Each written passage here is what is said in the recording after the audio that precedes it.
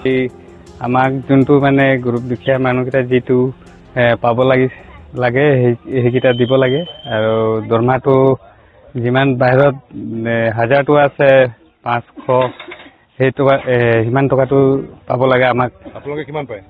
আমি পাওঁ এতিয়া 280 টকা। 280 টকাত আমাৰ ঘৰতো চলাব নোৱাৰো আৰু ল'ৰা ছোৱালীক পঢ়াব নোৱাৰো। ইমানটোনো কেনেকুৱা চলিম আমি? বাগানত ৰেচন বা চিকিৎসা ব্যৱস্থা বা ঘৰ বনোৱা এইকেইটা আমিতো এতিয়া ঘৰ চৰকাৰক ভোট দি আছো 10-15 বছৰ হৈ গ'ল। আমি এতিয়ালৈকে ঘৰটোতো পোৱা নাই আৰু ৰেচন পাতি পাব লাগে আমাক। এইবাৰ নতুন চৰকাৰ হৈছে, আপোনালোকৰ এইবিলাক সমস্যা সমাধানৰ প্ৰতিশ্ৰুতি দিছে, কিমান আশা কৰে? কৰি আছো এইবাৰ হ'ব বুলি। মানে আমি যিটো হস্পিটেল মানে ট্ৰিটমেণ্ট যিমান পাব লাগে সেইকেইটা নাপাওঁ, অলপ কম হয়।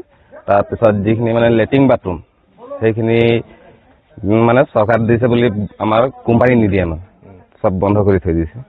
এইখিনি হ'ব লাগে, সেইখিনি আমি পোৱা নাই মানে। আপোনালোকে কিমান হাজিৰা পায় এতিয়ালৈকে? এতিয়ালৈকেতো আমি 280 টকা।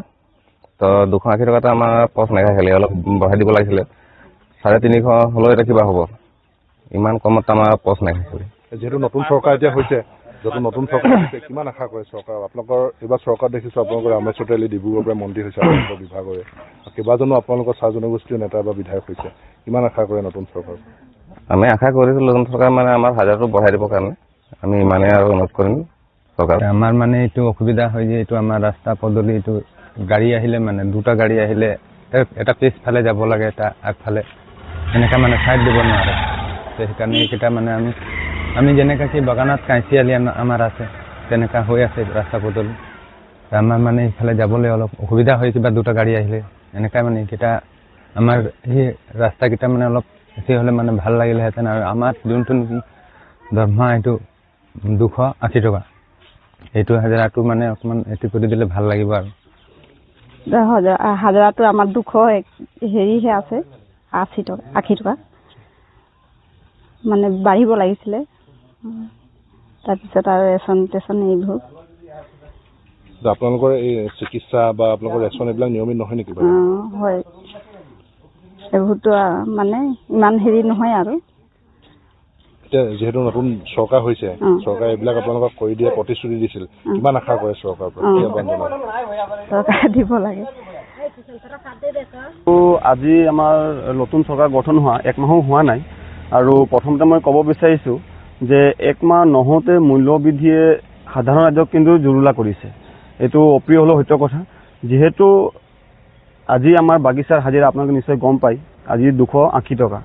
280 টকাত আজিৰ ৰেটত কি পাব? নে স্কুল পঢ়াব ছাত্ৰ ছাত্ৰীক, নে ঘৰ চলাব, নে বাকী আদাৰ যিবোৰ খৰচ আছে সেইবোৰ কৰিব? গতিকে আমাৰ একচুৱেলি বহুত দীৰ্ঘদিনীয়া দাবী, এইটো আজিৰ দাবী নহয়। যেতিয়া আচ্ছা গঠন হৈছিল 1948 চনত, তেতিয়াৰ পৰাই আমাৰ দাবী আছে যে আমাক জনজাতিকৰণ লাগে, ম্যাদী পট্টা লাগে আৰু মজুৰি বৃদ্ধি হ'ব লাগে। বহুত চৰকাৰ আহিলে গ'ল, কিন্তু আমি কোনো চৰকাৰক আমি দেখা নাপালোঁ। অনলি ভোটৰ সময়ত, ইলেকশ্যনৰ সময়ত আহে অকল টোপ দিবৰ কাৰণে, আৰু যেতিয়া নিৰ্বাচন হৈ ভোট দিয়ে ৰাইজে যে চৰকাৰ গঠন হৈছে, তাৰপিছত আকৌ সেই সমস্যাসমূহ পাহৰি যায়। গতিকে আমি আশা কৰিছোঁ যে এইবাৰ পুনৰ ৰাইজে বিজেপি চৰকাৰক দায়িত্ব দিছে জনসাধাৰণৰ কাৰণে কাম কৰিবৰ কাৰণে। আৰু যিহেতু আমাৰ চাহ জনগোষ্ঠীৰ বাবে গৌৰৱৰ বিষয় যে এইবাৰ আমি 7 গৰাকীকৈ বিধায়ক পাইছোঁ। 7 গৰাকীকৈ বিধায়ক পাইছোঁ, তাৰে মাজতে আমাৰ এগৰাকী কেবিনেট মন্ত্ৰী, আমাৰ প্ৰাক্তন MP বা প্ৰাক্তন পেট্ৰলিয়াম মিনিষ্টাৰ, বৰ্তমান আৰ্টছৰ প্ৰাক্তন লিডাৰ আমাৰ ৰামেশ্বৰ চৌধুৰী ডাঙৰীয়া, তেখেত এইবাৰ শ্ৰম মন্ত্ৰীৰ দায়িত্ব পাইছে। আৰু আমি বহুত আশাবাদী তেখেতৰ নেতৃত্বত। আমাৰ যি সমস্যা আছে এতিয়া চাহ বাগিচাত বহুত এনেকুৱা সমস্যা আছে। আজি আপুনি চাব ৰেচন, উন্নত মানদণ্ডৰ ৰেচন নিদিয়ে, দৰৱ পাতি উন্নত মানদণ্ডৰ নিদিয়ে, একদম নিম্ন মানৰ দৰৱ দিয়ে। অকণমান যদি বেমাৰ যদি অকণমান যদি বেছিকৈ অলপমান যদি হয় ডাইৰেক্ট মেডিকেল পঠিয়াই দিয়ে। ইয়াত চিকিৎসাৰ তেনেকুৱা একো ব্যৱস্থাই নাই। মানে মই অকল ইখন বাগান বুলি নহয়, সমগ্ৰ অসমত যিমান বাগিচা আছে আপুনি চাব, আপুনি যদি ইমাৰ্জেঞ্চি কেছ হ'লে ডাইৰেক্ট মেডিকেলে ৰেফাৰ কৰিব লগা হয়। আৰু বহুত এনেকুৱা ঘটনা পাইছোঁ আমি, ৰেফাৰ কৰোঁতে ৰাস্তাতে হয়তো মানে মৃত্যুক সাৱটি লগা হৈছে।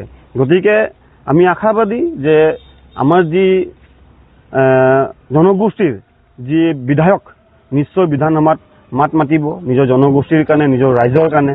আৰু আমাৰ মাননীয় মুখ্যমন্ত্ৰী হিমন্ত বিশ্ব শৰ্মা ডাঙৰীয়া আছে, তেখেতৰ ওপৰতো আমি বহুত আশাবাদী। তেখেত তেনেকুৱা বহু কামো কৰি গৈছে আৰু আমি ভাবিছোঁ যে নিশ্চয় এবাৰ আমাৰ জনগোষ্ঠীটোৰ কাৰণে নিশ্চয় কিবা এটা চিন্তা কৰিব বুলি।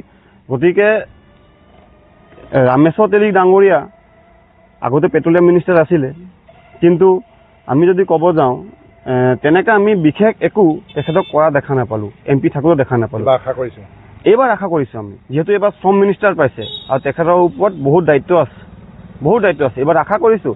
আজি আপুনি চাব চাহ জনগোষ্ঠী আদিবাসী সঞ্চালকৰ অফিচত বহু তেনেকুৱা আঁচনি আছে যি আঁচনি কাটি দিয়া হৈছে, বহু আঁচনি বন্ধ কৰা হৈছে। আমি আশা কৰিছোঁ তেখেতৰ নেতৃত্বত সেইবোৰ আঁচনি পুনৰ আৰম্ভ কৰক। গতিকে আমি আশা কৰিব পাৰিম আৰু প্ৰতিবাদ কৰিব পাৰিম। আমি প্ৰতিবাদ কৰিব বিচৰা নাই, আশা কৰিছোঁ যে আমি প্ৰতিবাদ নকৰাকৈ আমাৰ যি সমস্যাসমূহ সমাধান কৰি দিয়ক।